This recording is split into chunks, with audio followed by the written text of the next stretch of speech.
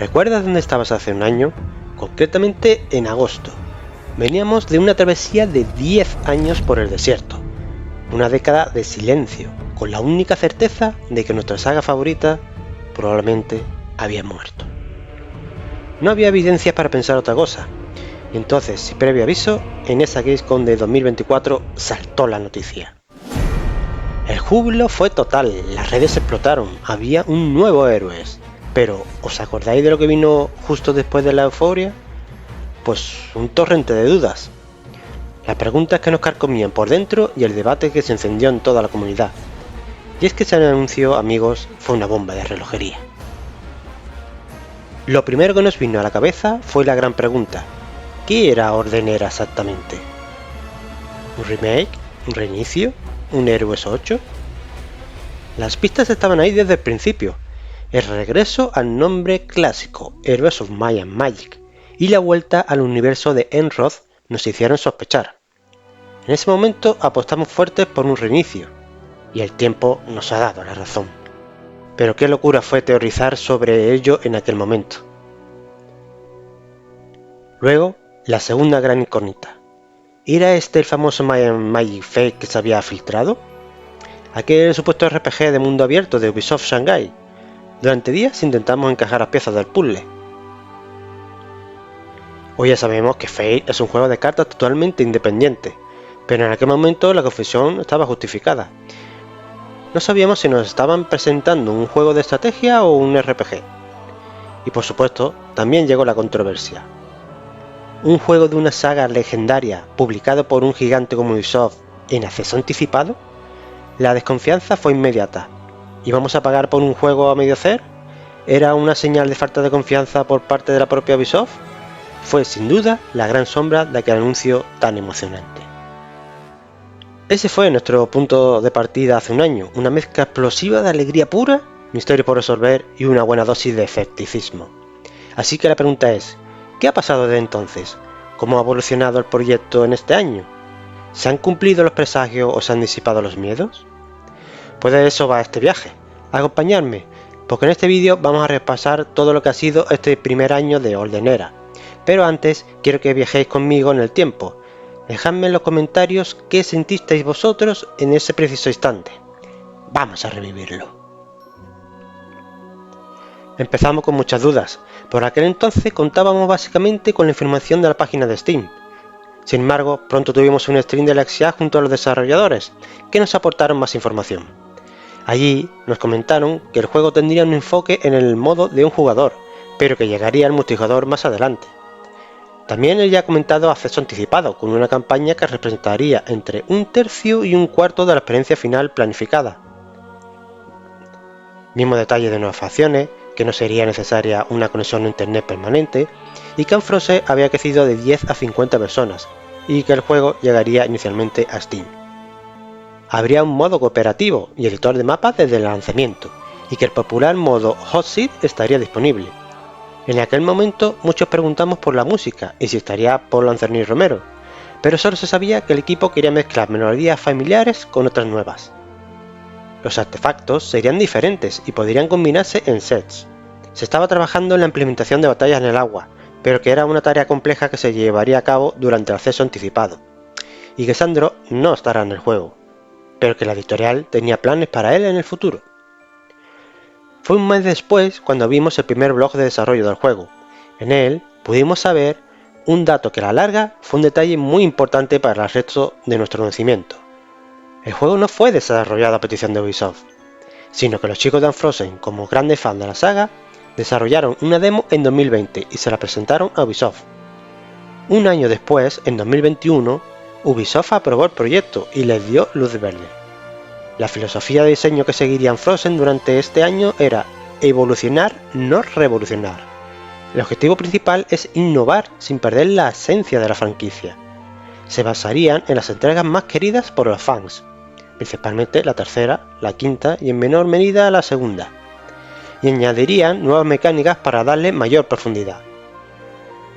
Poco a poco fuimos descubriendo detalles sobre el juego, como los modos de juego incluiría una campaña, mapas aleatorios y personalizados, 3 modos multijugador, el clásico, héroe solitario y la arena, además de un modo hot seat para los más nostálgicos. Fue ya en octubre cuando se abrió un nuevo debate.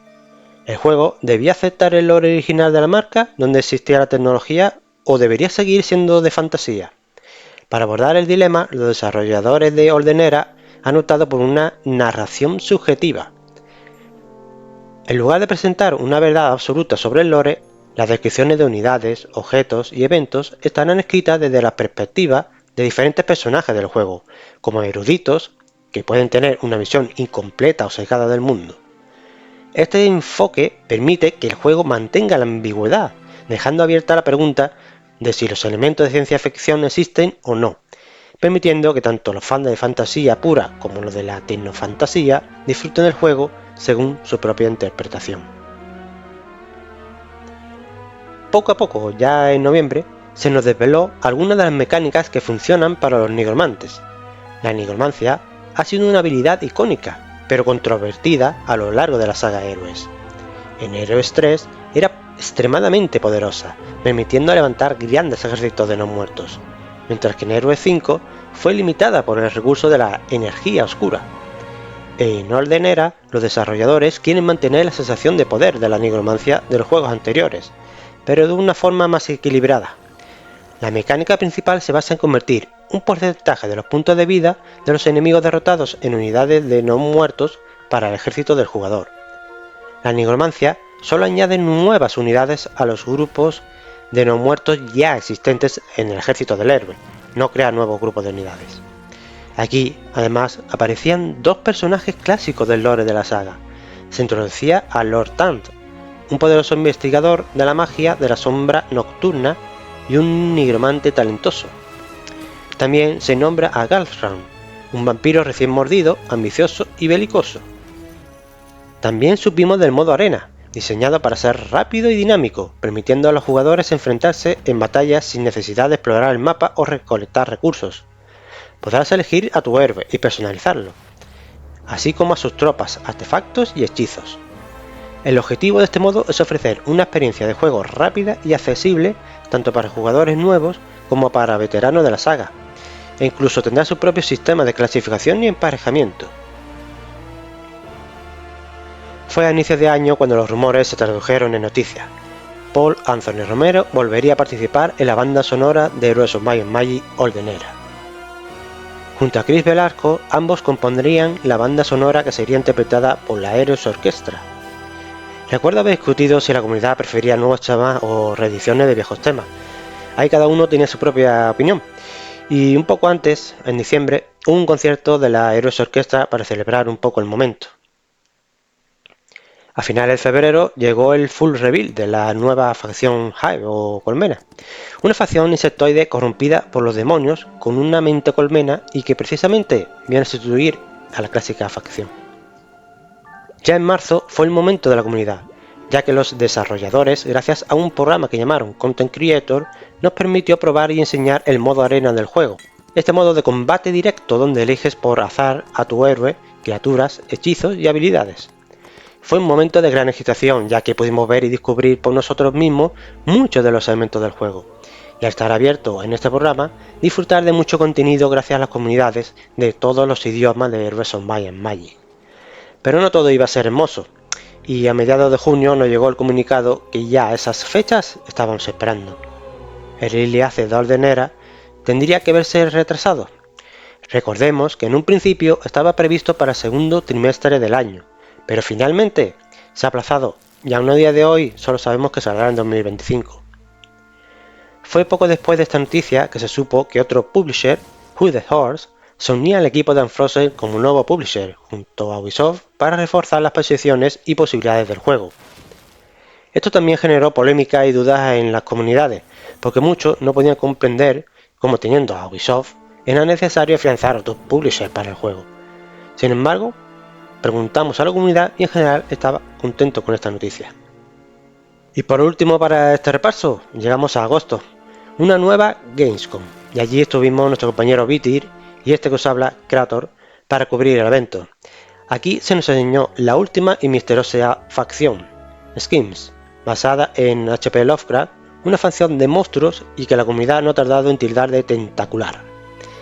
Este ha sido este año de Rosomagen Magia Ordenera, el cual ya tiene más de 750.000 deseados en Steam, y mucha más historia que os iremos contando en este vuestro canal. Si os ha gustado, por favor, no olvidéis suscribiros, que estamos a punto de llegar a 500. Dale like, comentar y compartir, que nos ayuda mucho a crecer y a ser vistos y reconocidos entre las comunidades de héroes.